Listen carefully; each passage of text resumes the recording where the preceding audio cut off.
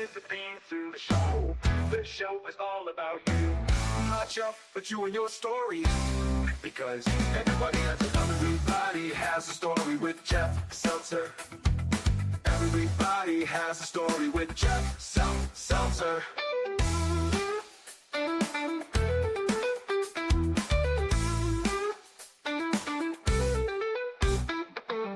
Brought to you by JeffSeltzer.com.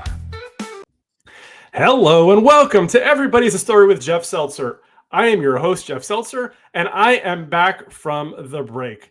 Now, what you'll see or hear at this point is I'm not alone. So while I do have a guest for the show, I am welcoming my co-host for this show, Megan Fernandez. Megan, how are you today? Hello, I'm wonderful. How are you? I'm good. I'm good. So glad you've joined us once again. So for those of you that don't remember, we have had 3 episodes where Megan has graced us in the past. We've talked Mickey's Not So Scary Halloween. We've talked Epic Universe, and we talked just Disney as a whole, right? Yeah. Those are 3 topics. Yep. Awesome. So again, thank you all for joining. And again, this is the first show back from the break, so obviously it'll take me a little time to get the rustiness out, but we'll figure it out. With that said, I did want to talk a little bit about some stuff that has happened over the break. So as you guys all know, about 6 months ago, I rebranded my TikTok as Everybody Has a Story Pod. Previously, I was using my own personal at Seltzer777, but I figured, you know what? I started posting more of my content from the podcast, so I decided to use this as it is. I've been trying different things and trying to figure out what kind of gets hits or not. So about a year and a half ago, my first big TikTok, I guess you would call it, got about 2.5 million views, which was great. It's 2.5 million views, 80,000 likes. Like, it was insane. Since then, I posted a lot of stuff, mostly show clips, and I don't really get much more than like 500 to 600 views and maybe a dozen or 2 dozen likes. So trying to figure out what the recipe is.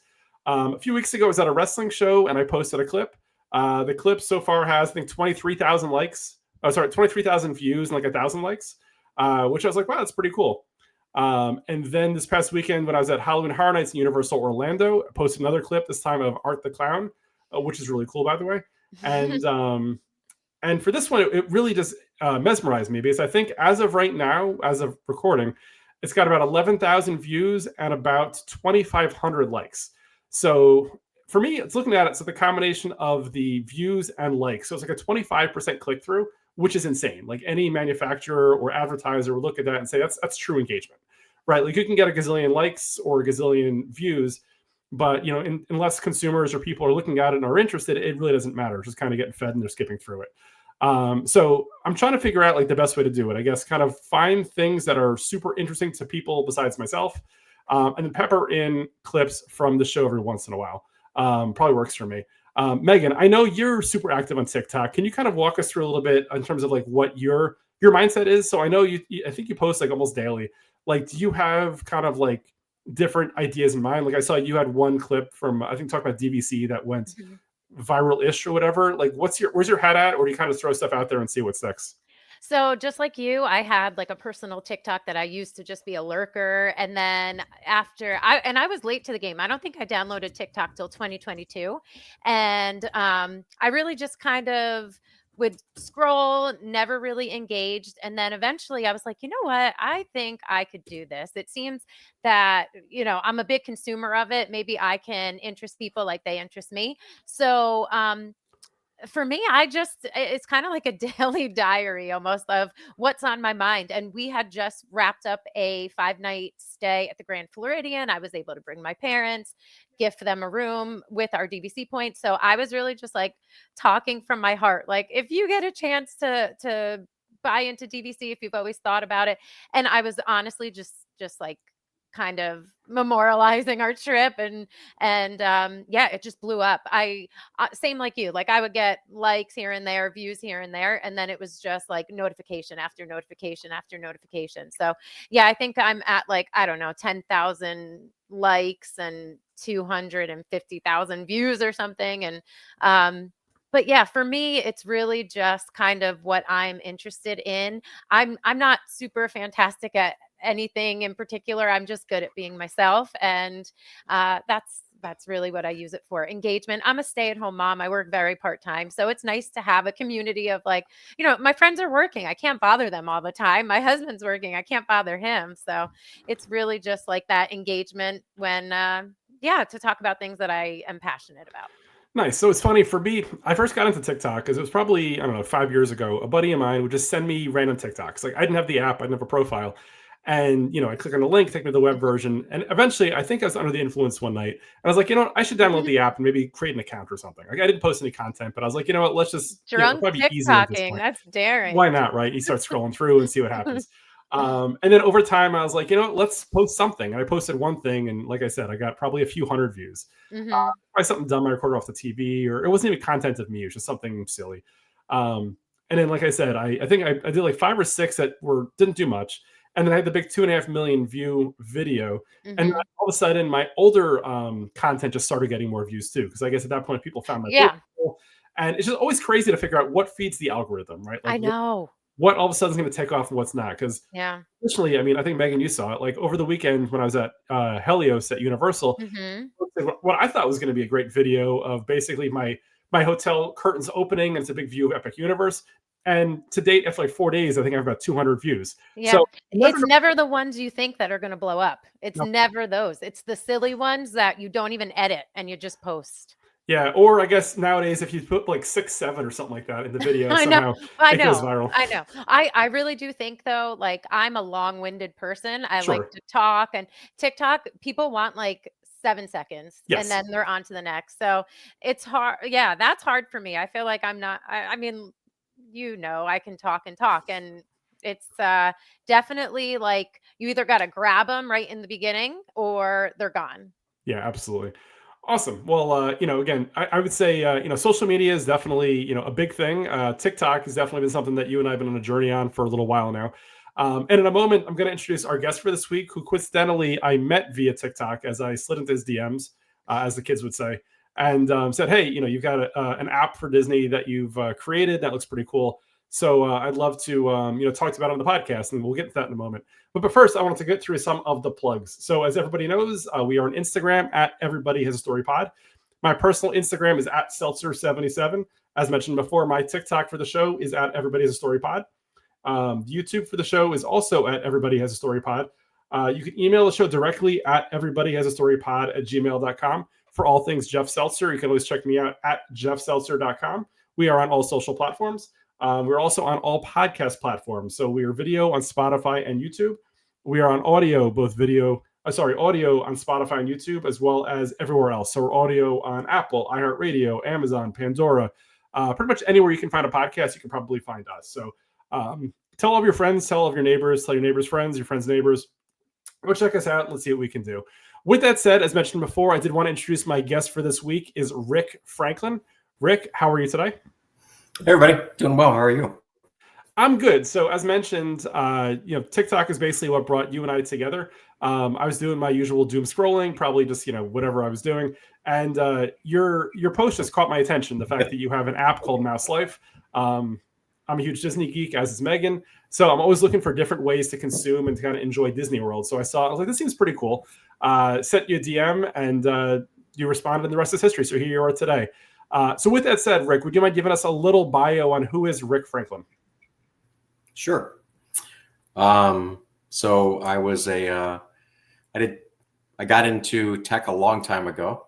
I won't date myself, but I was a military guy for a while, did tech there, got out and went to a family business for a little while. It was a flower business, totally different than what I do now.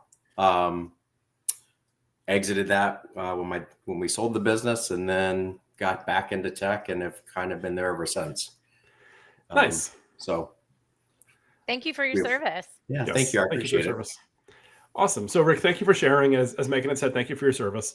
So I do have lots of questions, as I'm sure Megan does as well. Sure. But first wanted to kind of get into, I guess, kind of like the history of like Rick Franklin, like where you kind of come from more. So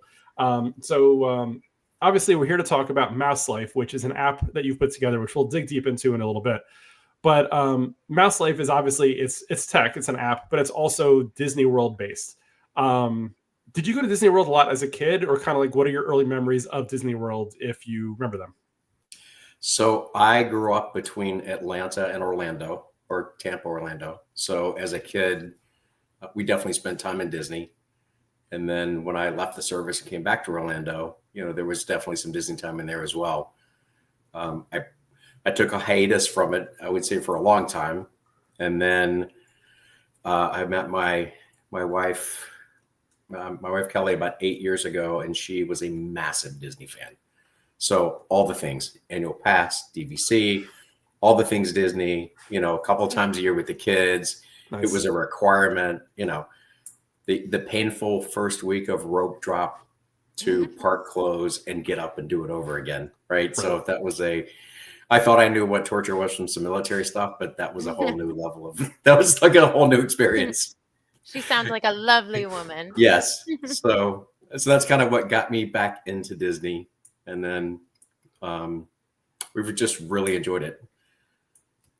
Nice. So it sounds like as a family, I mean, it sounds like your wife's always been kind of like a Disney girl, kind of like Megan and myself. Sounds like you growing up did it, but then eventually, obviously as a family, it sounds like you guys have a lot of shared memories and you've done a lot of awesome things together at Disney World, which is amazing. Any specific park that you like, or do you kind of celebrate the whole Disney World? That's a great question. I think there are elements from each park that I really enjoy. So, probably Epcot or Animal Kingdom if I had to really pick. Okay. Animal Kingdom's really laid back. I love the vibe of Epcot. Certainly all the festivals. I don't know. That's a tough one because there's parts and pieces of each park that I really do enjoy. Yep. I agree. Yeah, and now that the kids are older, and we do a lot of solo trips too, just my wife and I, and it's interesting to see like Beacon Barrel and some of the other stuff that they're kind of putting in. It's so different, right? When you can enjoy it where you don't, you don't have the guilt like you're leaving kids behind, so you can really enjoy it. Yeah, that's great. Definitely. Like for me, it's been interesting. Like, so I'm almost 48. Actually, I guess by the time this episode drops, tomorrow's my 48th birthday. So happy birthday. Thank you. It's Tuesday, I guess. Cool. So we'll pretend that we're taping this on September 29th. So we'll see. So it's interesting. So I have two daughters, 17 and 15. And just, I guess, experiencing Disney World like throughout their life stages has been interesting. So like my wife and I went before we had kids. Obviously, that's one experience, right?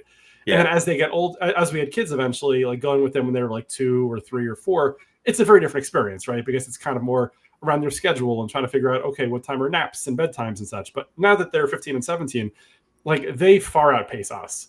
I mean, I have severe motion sickness. Like Allison, my younger one, did Guardians 6 times, I think, in a row back in June. Like if I did it once, I'd be down for the night. So it's just, it's insane. But like, it's fun to see, and it's kind of fun to watch it like evolve as like we all get older and like share it as a family, Yeah.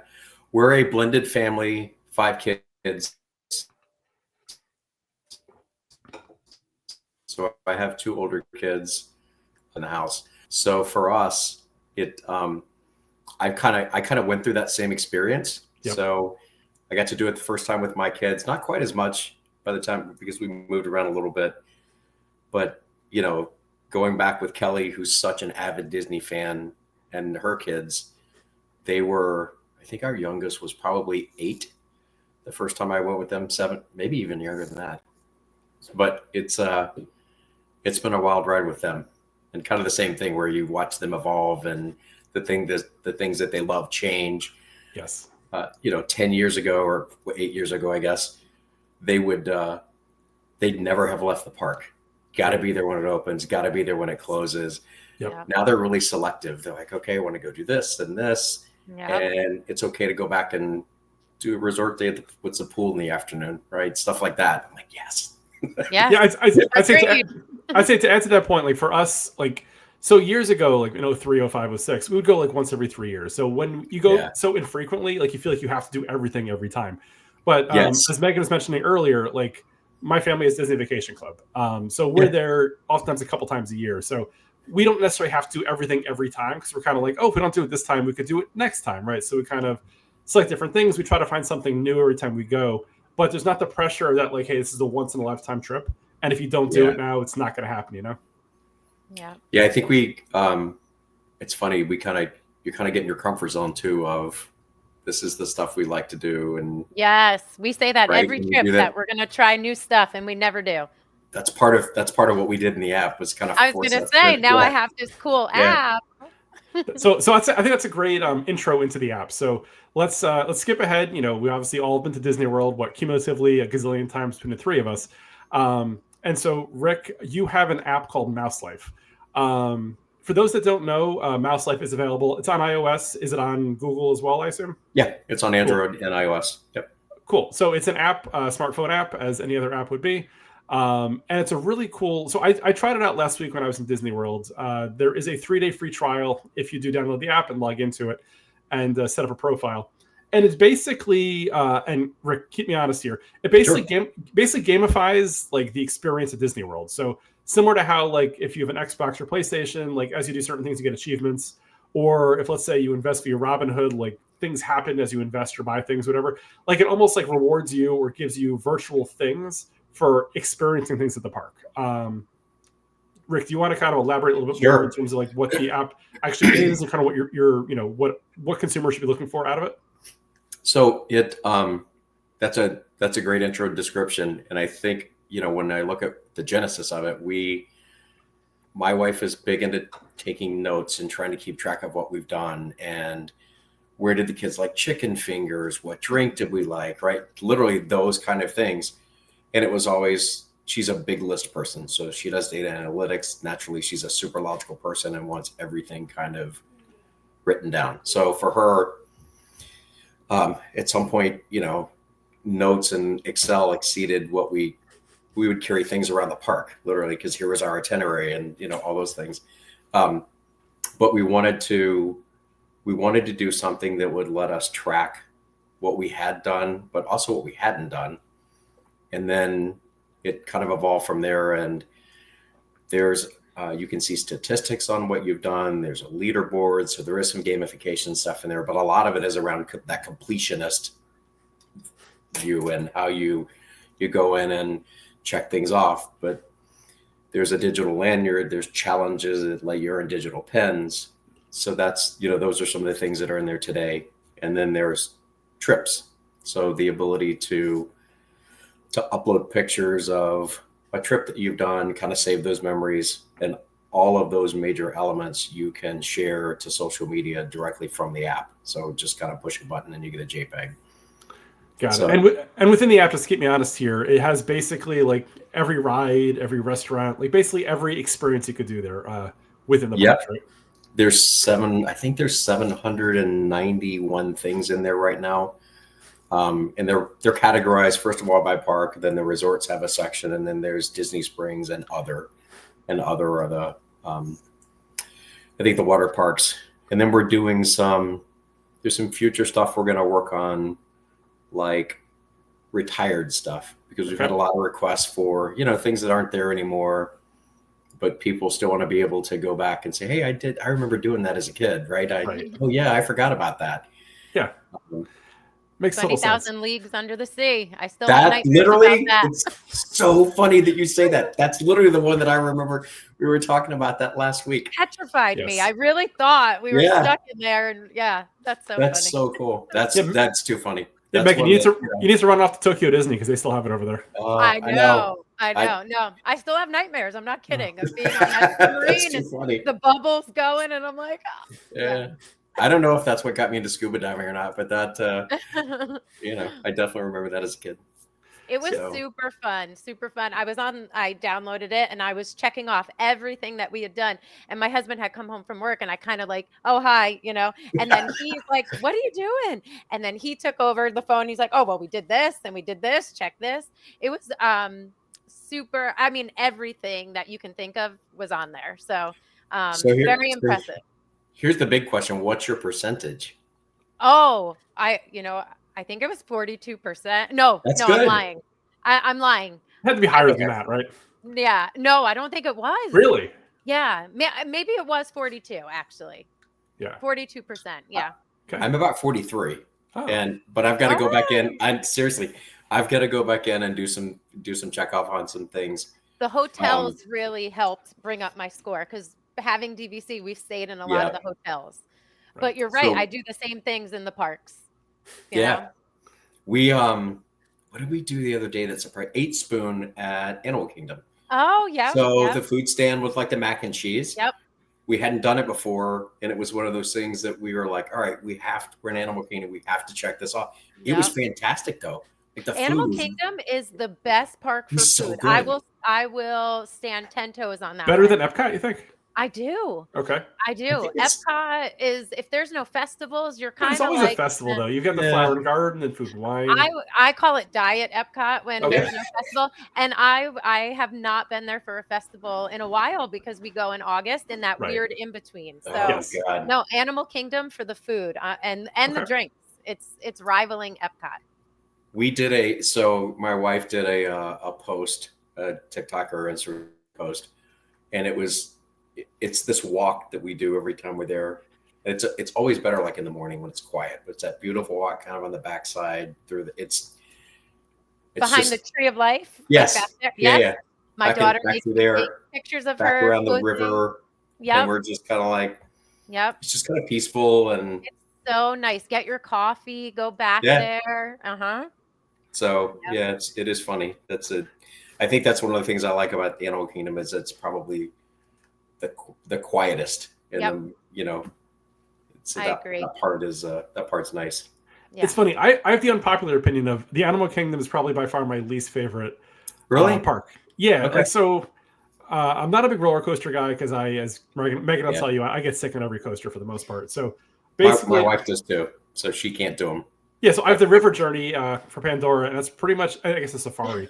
But like, it's one of those things where it's so much walking, and it's always so hot and just kind of smelly. That I don't know. I did love. We stayed at one of the Animal Kingdom hotels through DVC a few years ago, which I thought was great. Like, you look out your window, there's giraffes, there's all sorts of animals, which was really cool. Mhm. When it came to the park, though, it's kind of like, it really isn't for me, I guess. Oh, You can- yeah. I You know. can do that. I think Animal Kingdom is one you can do really quickly, or you can spend all day there. It just really Yep. depends on. Yeah. There are times when we'll pile over to Everest, and the kids will. It's like how many times can? I think their record right now is 12. Oh, wow. Oof. Like 12 consecutive runs on Ooh. Everest. That's impressive. It is. I'm like, that's a dedication right there. To be young again. Yeah. Absolutely. Okay, so you've got the app, which is obviously, as we said, a great way to kind of go through it and to understand, almost like make a game out of like, can we do everything at Disney and over a number of trips? Because I think it's virtually impossible to do every single thing like in any one given trip.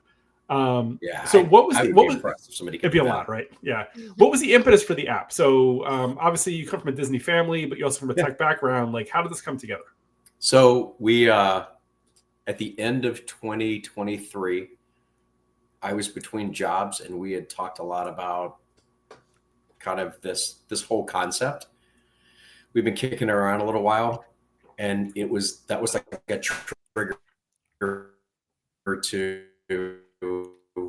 beginning of 2024. I started wireframing the app.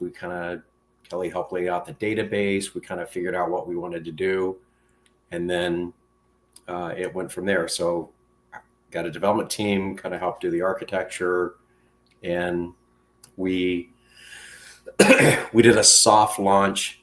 I think one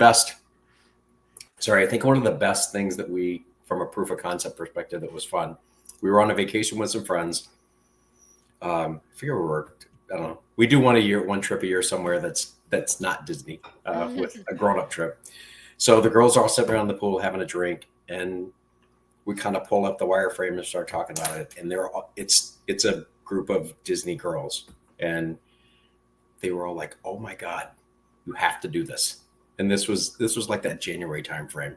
So it kind of helped us solidify that it made sense. So we built the app. Had a tough time getting Apple to get it released because they said it looked a lot like Disney, and so there was a whole lot of iteration to get it to market. But we did a soft launch in August of last year, and then picked it up. Really kind of started pushing on it May, June this year. And Kelly threw some stats at me earlier, which I thought were pretty interesting. So 40,000 people downloaded it. There have been over 5 million things checked off in the app, It's impressive. Wow. and 20,000 challenges completed Nice. out of that user base. So about a little over half the group does at least one challenge. So it was pretty neat. It's kind of cool to see people use it. It is. So obviously, this is a small business, let's say, whatever. It's you, Yes. a little bit of a team, or whatever. Do you have investors? Was it kind of like you put, because I assume, and again, I know very little about this, but getting an app together isn't free, right? There's obviously costs. There's probably Apple fees to kind of publish or process, whatever. Like, do you have investors? Is it all on you at this point? Like, what does that look like? We don't. It's all on us right now. So and yes, it is expensive. There was a lot to it, and it's funny because there've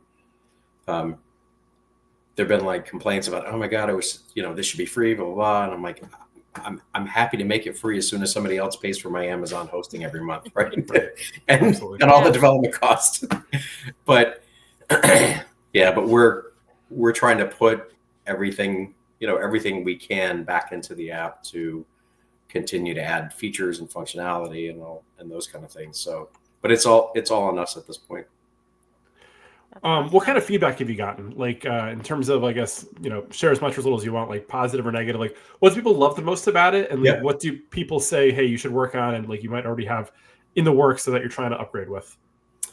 So I think the biggest recent feedback we had, so we did have, I don't know, a month, 6 or 8 weeks ago. We had a bit of an issue with AWS. Okay.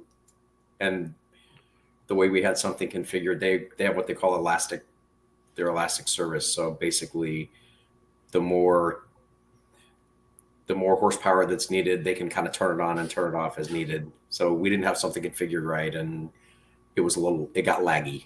Gotcha. And so we started getting some complaints about that, but all that stuff's been fixed. And it's just, it's just learning curve, right? It's stuff you don't know until you don't know. But people really seem to love the challenges. We did when Taylor Swift got engaged, Kelly threw up a 1-day challenge, were you in Disney? Where did you watch Taylor Swift get engaged? That kind of thing. So that's great. You got a digital pin for that if you were in Disney when, and you checked it off at that point. Did Disney have to give you did they have any sign off on this? Are you allowed to use how does that work? Like, So everything that we have in the app is original artwork.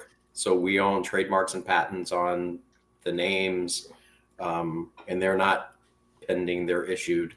Mm-hmm. So, and we've been really careful to try to stay away from exact replicas of things that, you won't see.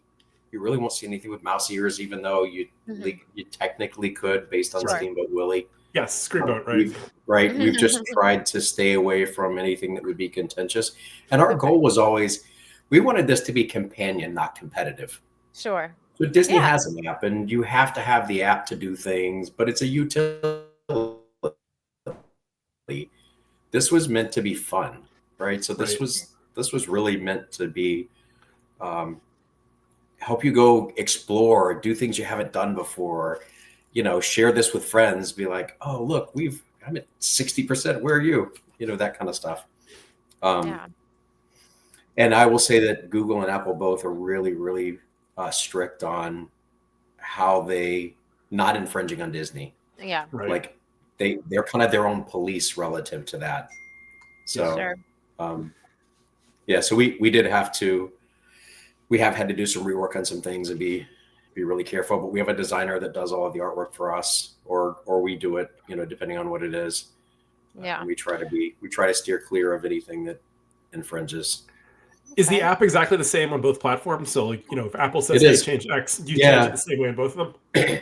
Yeah. So we use, and very purposely done, we use a common code base because we really want the functionality to be the same across both platforms.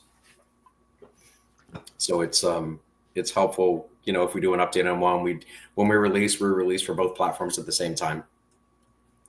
It just depends on how long it takes to get through the release cycle. From idea to app, How long was that time? Because for me, I'm not a tech person. I just think these things happen. Someone does them, they happen. Like what was idea to release? It was fast. I would say we chicken scratched, on a paper version January, February of 24, and we had a product in the Apple Store August 13th. Okay. So, I mean, I thought that was a pretty fast time to market. Yeah. Based on what we were doing.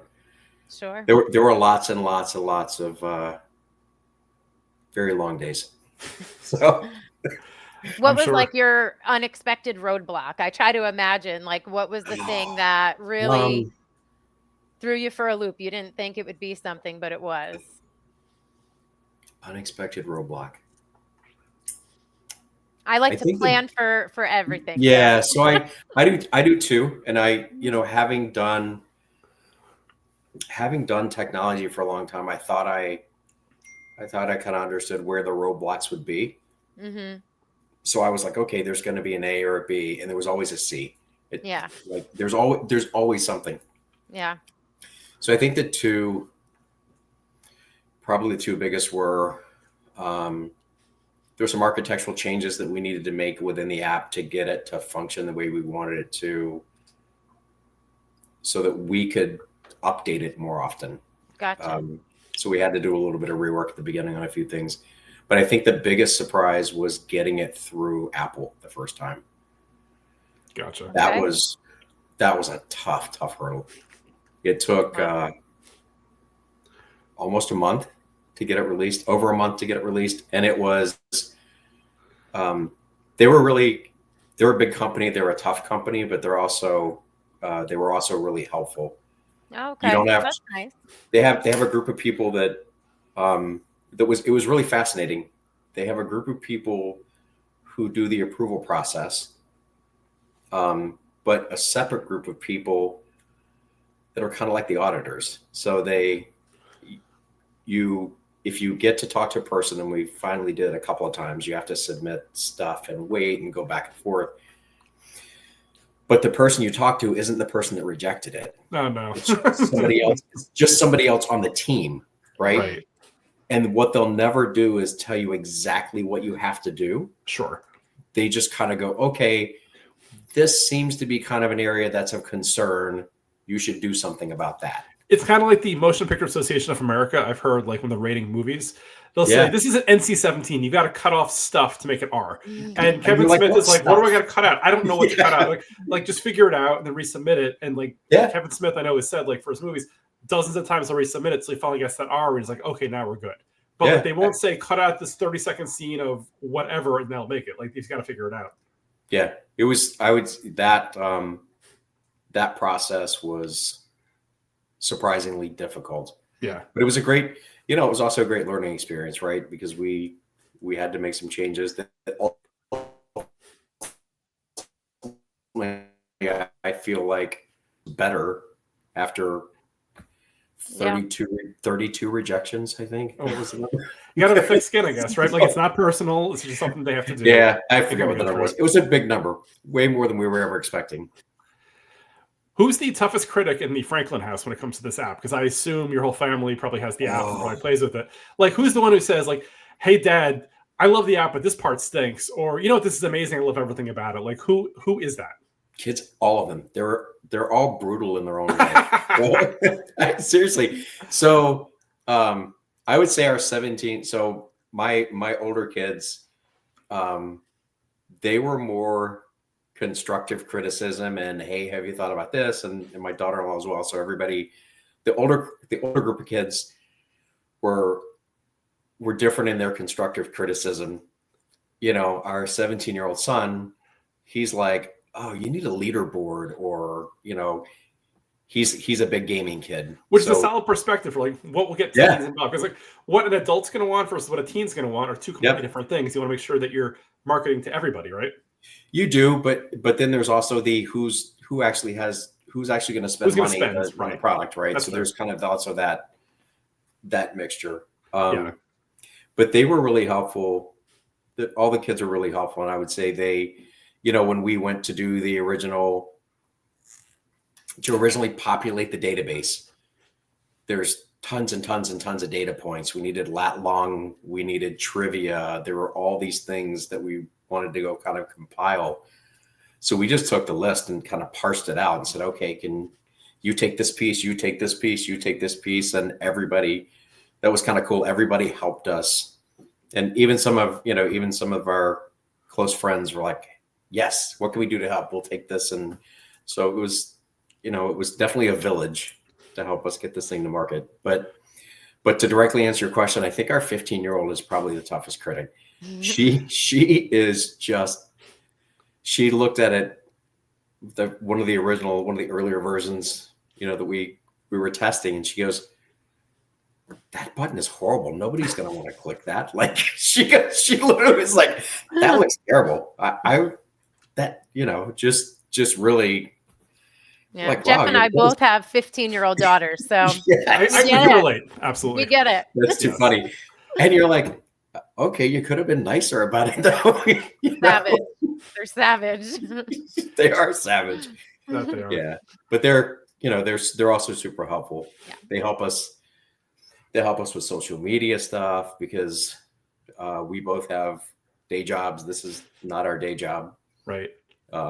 So it we need all the help that we can get with some of that stuff too. So to that point, is social media your main form of advertising, or have you done other things, or get into newsletters, or kind of like how do you get the word out? Social media, and then we started. We didn't do any email campaigns or any email marketing or anything like that for a long time, and then a couple of months ago, when it really started to pick up, we put some money into some email programming so that we can start to, send out welcome emails to people that have signed up for that day, do a reminder a few days in, like, hey, your trial's going to expire. There's just those kind of things to remind people, that it's there. And I do think, Jeff, you actually mentioned this before. One of our challenges is we have a trial on it, but people may take a look at it, but they're not going to go to Disney for 6 months. Right. So it's this, we're kind of trying to work through technology of how do we work that. Right. So makes total sense. Yeah, that's one of the things that we're kind of working through now. But yeah, so it's been primarily social media. We had a few people we've reached out to a lot of influencers to try and see if people were interested in taking a look at the app. Some are the smaller ones, some are bigger ones. I think one of our biggest ones recently, we were going through the database and kind of pulling together. Bethany Vinton was in there from The Dish, right? So that whole group was in there.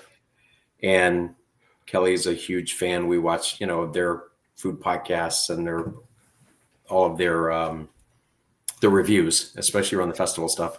Yep. So we reached out and they did an episode on it. They had already planned it. It was cool. kind of, we weren't expecting it at all. It was just one of those things. She was like, oh, I saw the app. I downloaded it. And we just it was kind of neat to see people begin to pick it up on their own and talk about it. That's super the cool. kind of stuff you're like, all right, this is cool. Yeah. So yeah, but social media is definitely kind of where we live and die most days.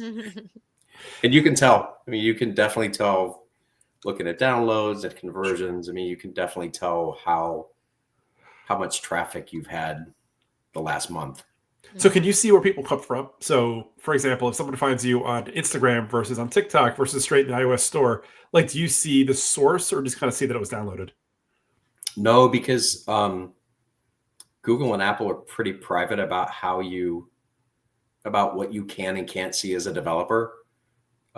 We ask people, and they, most of the times they'll share if we do get in contact with somebody. Yeah. But we don't get a lot of, and some of that's probably on us. And I know there's tools and some other stuff you can do. Sure. But we don't get a ton of direct feedback on the platform that they found us on. Gotcha. So last dorky question that I have for you. So Sure. On iOS 26 just hit last week. So obviously it's a whole new view and a whole new vision for iPhone. I'm not as familiar with Google, but I mean, I assume they have their annual Yeah. software update. So when all of a sudden, it goes from, whatever it was before, 17 point, whatever, it's 26, where they have like, liquid glass and a whole different set of things. Like, does that mean you have to do a whole bunch of stuff behind the scenes, or is it usually just generally work? Do you look to see other features that they're adding with 26 that you want to do in there? Kind of like, does that impact you at all or not really? It does. So we'll have to do, we're going to have to do a pretty major upgrade at the end of this year to support some Google platform changes. Okay. They're not cheap, but there's a lot of stuff that you just kind of have to do it to keep the platform relevant. Sure. And you'll get a grace period, and the iOS versions that are out there now are supported for a long time. But to your point, there's cool features that they add and things that you can take advantage of. And one of the things that we're definitely looking to add is a widget, right, for the home screen, so that you have a countdown timer that helps you, especially like for DVC. So if you're going to go, yep, and you need to book dining reservations, or you need to, just at least a reminder and some fun stuff like a daily this or that, or streaks and other things that, that kind of help the user base stay engaged. But there are definitely cool technical things that we'd love to go do.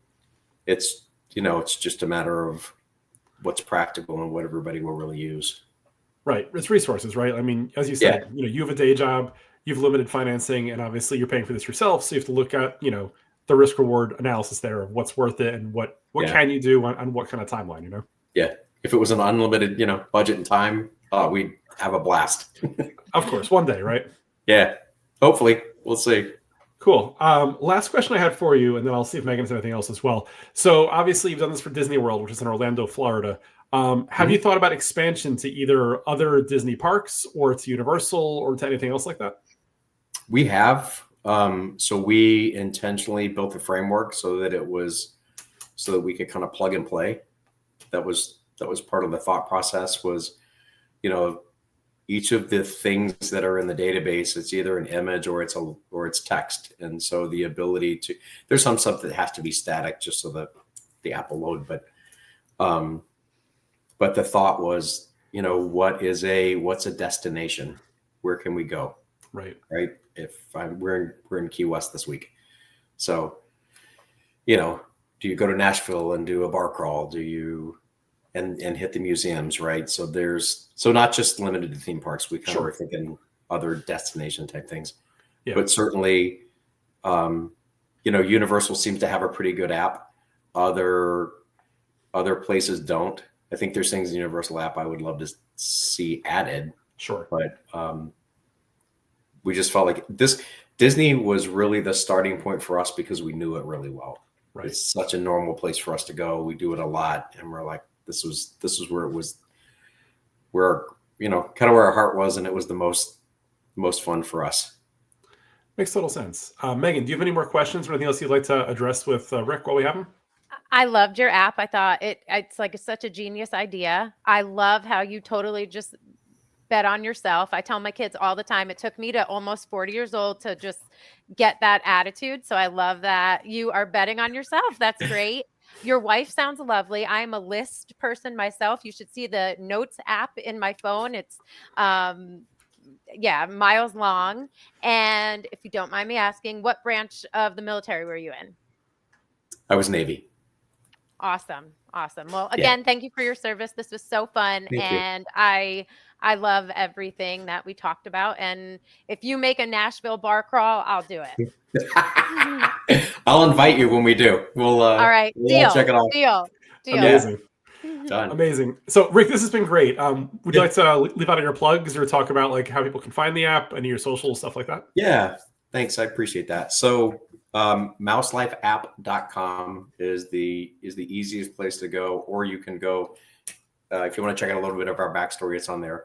But we're in Google Play and Apple Store. If you put Mouse Life in, it's the only one that comes up, hopefully. So, it's there. We're also same thing for Instagram and TikTok, Mouse Life app. We'd love for the audience to like and share.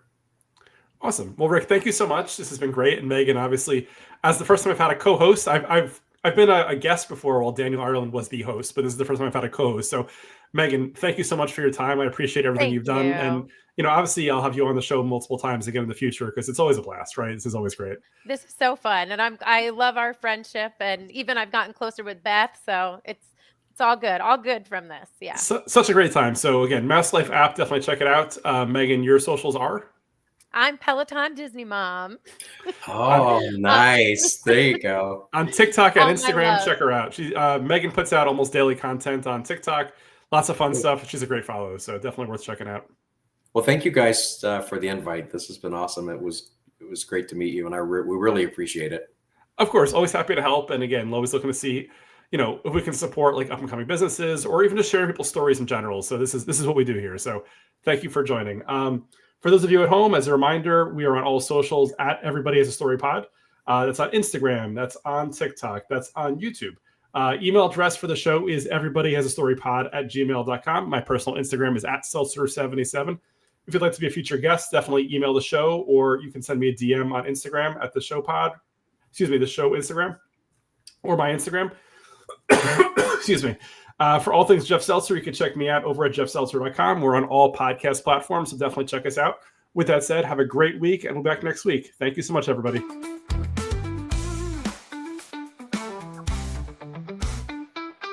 Everybody has a story with Jeff Seltzer. Everybody has a story with Jeff Seltzer. Everybody has a story with Jeff Seltzer. Everybody has a story with Jeff Seltzer.